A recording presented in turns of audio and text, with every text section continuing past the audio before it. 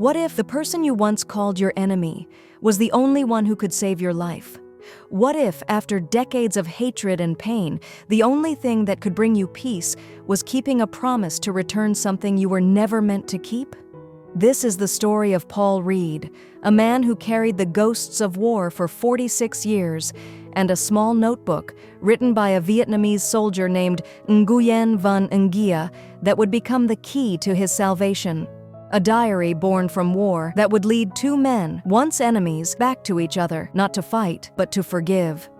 The war that never ended. In a quiet house in McKinney, Texas, an old man sits alone in a small room filled with relics of a war long past, medals, photographs, and a single worn diary. Paul Reed often stares at the computer screen, but what he sees isn't there. He sees smoke, gunfire, and the cries of the wounded echoing through the jungles of Vietnam. For Paul, the war never truly ended. It just moved inside his mind. "I can't forget anything," he whispers. "I can't forget the tragedy we left behind." He was only 17 when he volunteered, a boy chasing glory, blind to what war truly meant. Bien Hoa, March 1968. He still remembers the heat, the smell of jet fuel, the hollow faces of returning soldiers. One looked at him and said, "I feel sorry for you." Paul laughed then. He wouldn't be laughing for long. His unit, the 173rd Airborne Brigade, was sent to Kon Tum, one of the fiercest battlegrounds of the war. Days meant marching through jungle. Nights meant digging shallow holes in the wet ground, praying to see morning. One time, Paul said, "A friend of mine got shot in the chest. I asked how he felt. He smiled and said, 'I'm going home.' Only later did Paul understand, to his friend, death meant peace. It was in those muddy trenches that Paul's faith began to die. He realized this war wasn't about freedom or pride. It was about survival, about killing strangers he would never understand. Then one day, everything changed. While sweeping a hill near Kon Tum, Paul's unit found an abandoned encampment. 50 backpacks, weapons, letters, rice still warm in pots. Among the debris, Paul found a small notebook. The handwriting inside, delicate, graceful, written in blue ink, looked more like poetry than war. He couldn't read a word, but something about it felt deeply human. That night, he mailed the diary home. He didn't know why, only that he couldn't leave it behind. He had no idea that inside that box was the key to his redemption. The weight of the diary.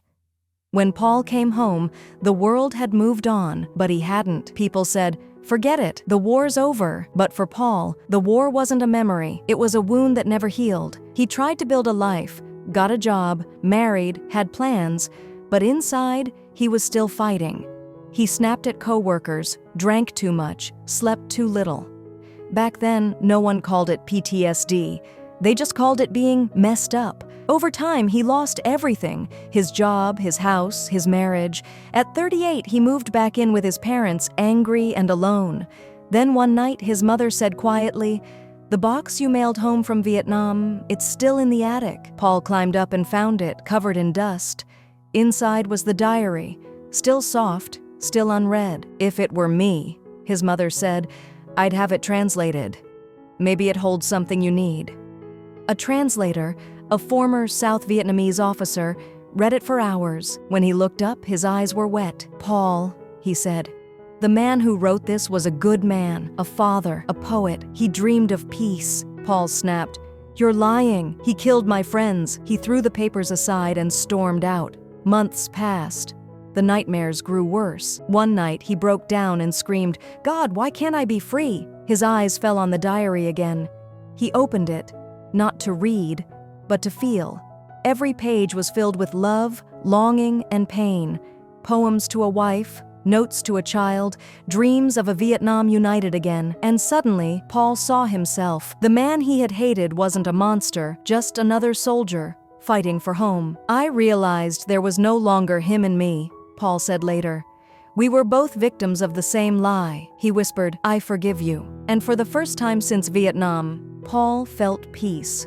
From that day, Lieutenant Nguyễn Văn Nghĩa became a quiet presence in Paul's life. The diary stayed on his desk. The photo of Nghĩa, later recovered from archives, sat beside it. Paul made a promise. "One day, I will bring this back to your family. I owe you that." He didn't know that promise would lead him back to Vietnam and into the arms of the man who had once been his enemy.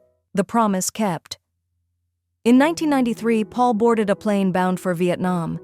In his hands, wrapped in cloth, was the diary that had saved his soul. He wasn't returning as a soldier, but as a man seeking peace. Before the trip, a Vietnamese journalist called. "Mr. Reed," the voice said, "the man who wrote the diary, Nguyễn Văn Nghĩa, he's still alive."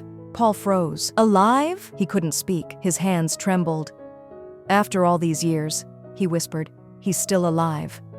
And so, 25 years after they had faced each other as enemies, they met in Nghia's modest home in Thai Ben. When the door opened, Paul saw a man about his age, small-framed, kind-eyed, with weathered hands. They stood in silence, then slowly reached out and shook hands, both trembling, both crying.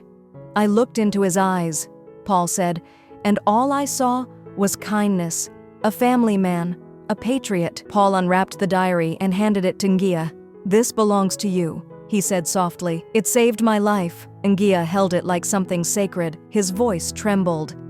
"Thank you." The next day, they traveled together to Kon Tum, the same hill where, 25 years earlier, they had tried to kill each other. As they stood on that hill, surrounded by silence, Paul said, "I used to hate you. I thought you were my enemy." Nghĩa nodded. "I hated you too. You killed my friends, my brother." Paul took a deep breath. "But I've forgiven you. Can you forgive me?" There was a pause. Then Nghĩa smiled. "Yes, let the past be the past." And just like that, the promise was fulfilled. They walked down the hill together. Two men who once aimed rifles at each other, now walking side by side. Neither spoke. They didn't need to, because in that moment, the war was finally over, not for nations, but for two human hearts. The hill of forgiveness.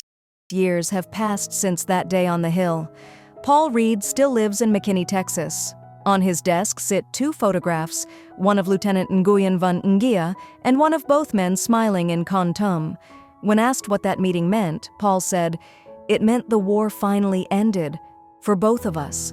It took 25 years, but I kept my promise." Now he visits schools and veterans groups, not to talk about battle, but about peace.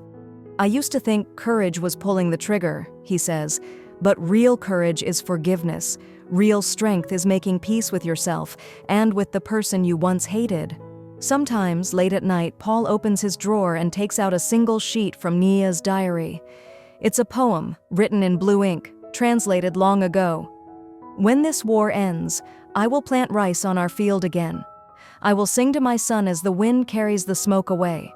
I will forgive those who came to take our land, because we too were just men who wanted to live."